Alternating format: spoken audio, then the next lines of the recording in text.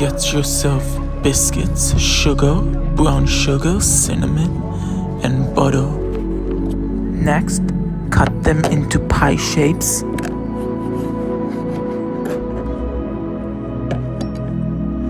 Next, add sugar inside a Ziploc bag and then add cinnamon, a lot of cinnamon. Then add couple of slices of dough and then shake it up. Then put it right in your Dutch oven.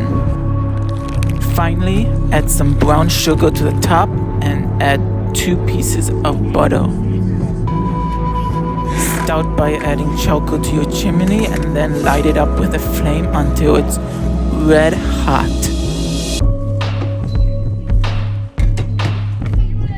Then add hot coals on the top and the bottom and make sure evenly spread them apart.